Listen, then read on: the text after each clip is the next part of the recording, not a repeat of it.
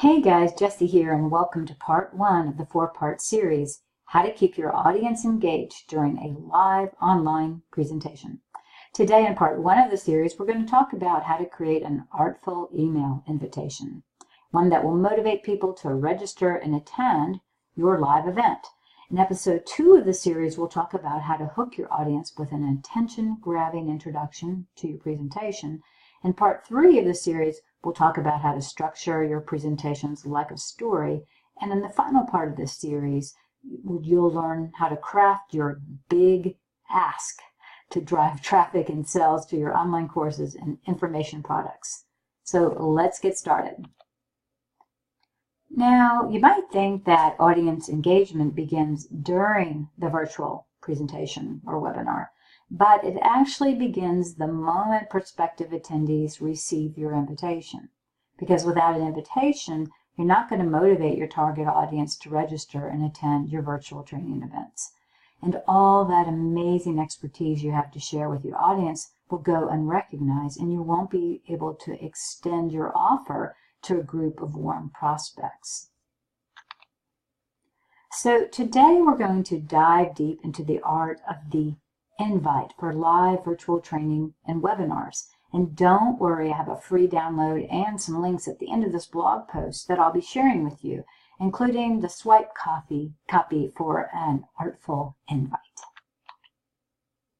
So let's go over some key considerations. Before you draft your invitations, I want you to consider a few things. First, you got to consider who is your target audience. Are these cold prospects, warm, maybe hot prospects for your online courses? And which communication channels are you going to use to broadcast your invite? You need to consider these things because your answers to these questions will determine both the tone and the message of your invite. And there are also things you have to consider with respect to the lead time and the sequence and number of emails, your invitation plus reminders and incentives, those types of things that you'll want to send out to your audience and your email subscribers to publicize your event. Now, the invitation itself consists of 9 key elements, and I'm going to run through them very briefly with you here, and then we're going to talk about each of them individually. So the 9 elements are subject line, preview text, a banner image, header text, a personalized greeting, an introduction, outcomes and goals, a call to action, and of course you want to end with a nice closer or clincher. So the subject line is the first thing your email subscribers will see when they receive your artful invite in their inbox. So you want to keep this short, ideally 35 characters, but certainly no more than 50 characters. And the reason for that is the shorter the subject line, the more likely it is that your subscribers will read the entire subject line and then hopefully read your email. So here is my example. Short and sweet. I think this has about, I think it was about 38 characters. All right, next you'll want to include your preview text at the top of your email. And the reason you do this is that you want to include preview text because it helps improve your click-through rate on your email. But you want to make sure your preview text syncs with your subject line. So let's look at my example here. And it's a really good idea to add a banner image to the top of your email. This helps personalize the invitation, and it also enables you to enhance your brand recognition. So all you need to do is just place an image at the top of your invitation and make sure that the image you choose relates to your presentation topic, that it looks professional and that the quality of the image is good. And also you want one that doesn't take up too much space, or people are less likely to scroll down and read the rest of your email if you have this huge banner image on your email. All right, let's talk about header text. So you can also use an attention-grabbing header at the top of your email. Basically, you want to do everything you can to strategically encourage your prospective attendee to read your email and register for your virtual event. So here you can see the example I'm using. And again, just a reminder, I'm going to provide you with this entire email template and swipe copy at the end of this post. All right, I also think it's really important for you to make this email as personalized as possible. So set up the merge tags in your automated email settings to include the recipient's first name. I've provided an example below using MailChimp. And you don't need a fancy greeting, a simple hello will do, but do use the first name of the recipient. Okay, so now we're getting to the meaty part of the invitation, the introduction.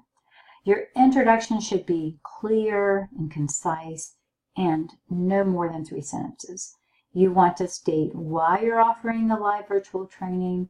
You'll need to identify who will be leading the presentation, and finally you need to share what the attendees will get from the presentation.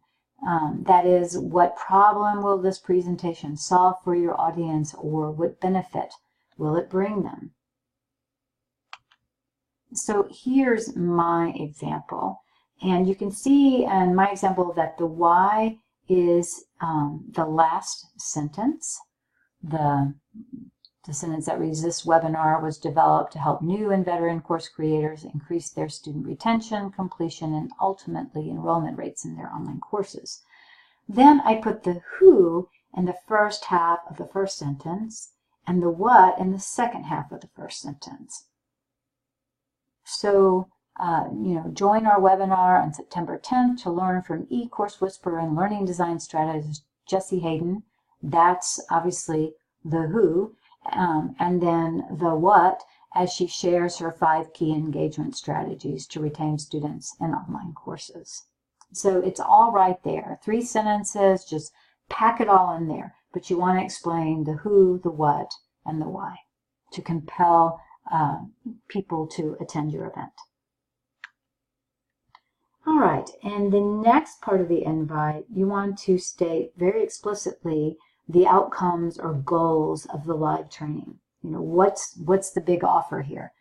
And you want to do this in behavioral terms from the perspective of the attendees. In other words, instead of announcing what the speaker or trainer will be sharing or doing, you want to state what the attendees will be receiving. What are they going to gain from attending your webinar or your training?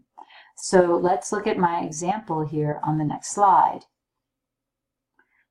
And again, I've stated this from the attendees' perspective. So by the end of this training, you will come away with, and then in the 5 bullet points there, I list very specifically what those outcomes are, what the attendee is going to walk away with.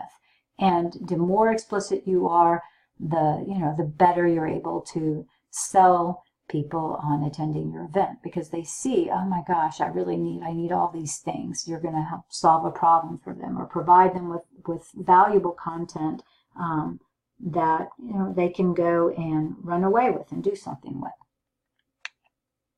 All right, now we're getting to the fun stuff. So the call to action. You want to include a link to your invitation inside your invitation email that prospective attendees can use to register for your live event. And the link should subscribe folks to an email list that you've already set up in your email marketing provider. And you'll need to send out follow-up emails with reminders and incentives, again, to encourage people to actually show up on the day and time of the event. So here's my example of the actual phrasing you might use for your button that links to your registration page. And I would recommend that in addition to a button, you also just type this out in text format, hyperlink text, in case someone's email provider doesn't allow for images.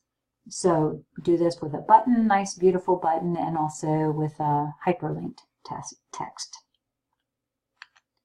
All right, so finally you want to end with a short, friendly closing, a simple, hope to see you on the date of the event will suffice. And be sure to add some social sharing options and encourage people to spread the news about your event. You can see my example here.